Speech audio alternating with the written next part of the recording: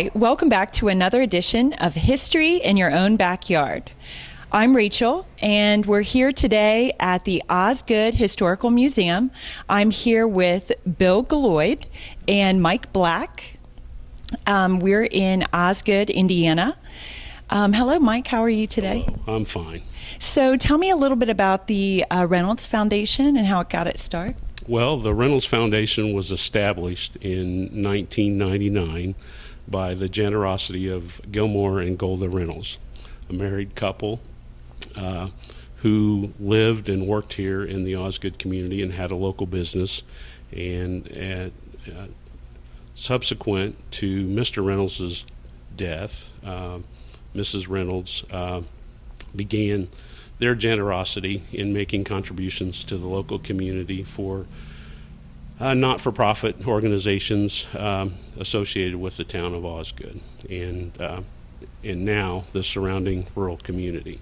So we've been blessed as a community to be the recipients of their generosity. Thank you. Bill, tell me a little bit about the Historical Museum. Well, there were a few of us back in the early 90s that thought that Osgood had enough history that it could support a museum. And we always worked towards it. We started collecting some things that were available, and the Ripley County Historical Society stored them for us in Versailles until such time as we had a building. And so when the Reynolds Foundation was established, one of the persons that was interested in a museum also was a member of the Reynolds board, and that was Doug Thayer.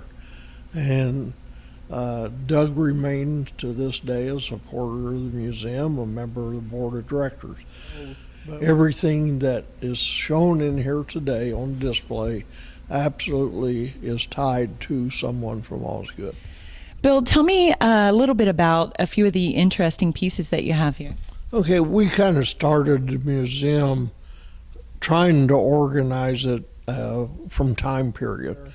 And one of the things that I'm very proud that we have here at the museum and always point out to the children is that we have a watch that Abraham Lincoln held in his hand when he presented it to Stephen Harding when he appointed him governor of the Utah Territory. And it really thrills the kids when they get to handle something that Abraham Lincoln had. So that's kind of the start. And then we feature the picture of the quarry here in Osgood. That was one of the main businesses at the turn of the century, and prior to that, one of the reasons that the railroad was interested in laying out Osgood, that and timber, those two things mainly.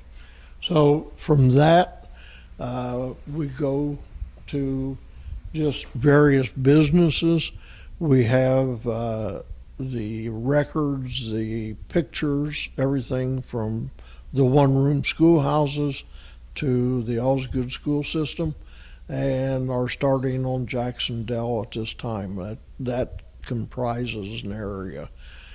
We have a lot of interesting advertisements, check stubs of businesses of bygone times. And it's interesting. If you really get into studying Osgood, that's very interesting. We have the fire truck that was purchased in 1887. It was bought for $800, and prior to that, the only thing the town had spent on fire department was 24 leather buckets and 10 ladders that they had purchased. And the ladders were made local, 10 of them for $25. And then the 24 leather buckets.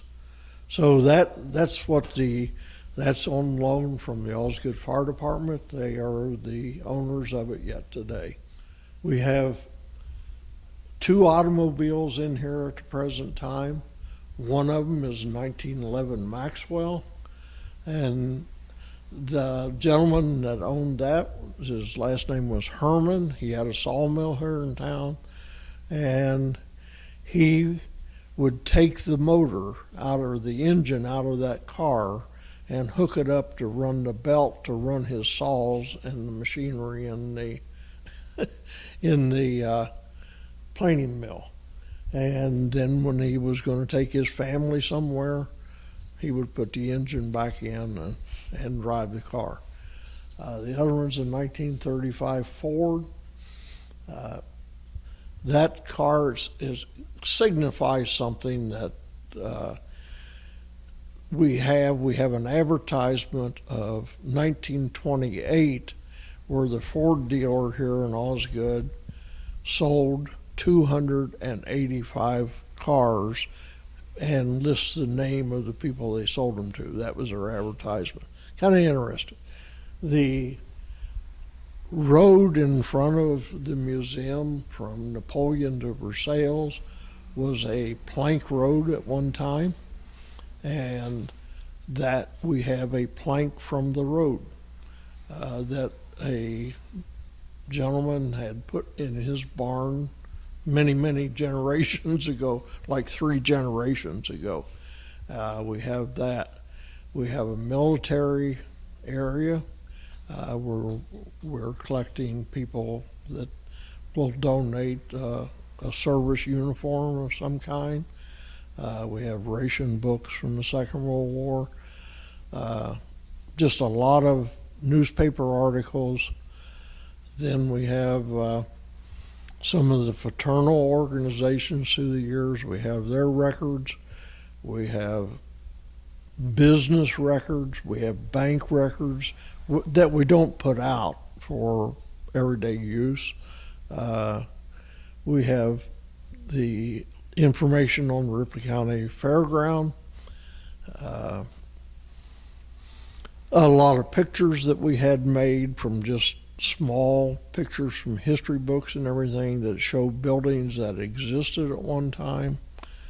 So that's pretty much what we have in the museum. Thanks, Bill. Thanks, Mike, for joining us. And thank you for joining us for another edition of History in Your Own Backyard. Remember, travel slowly and stop often. Bye.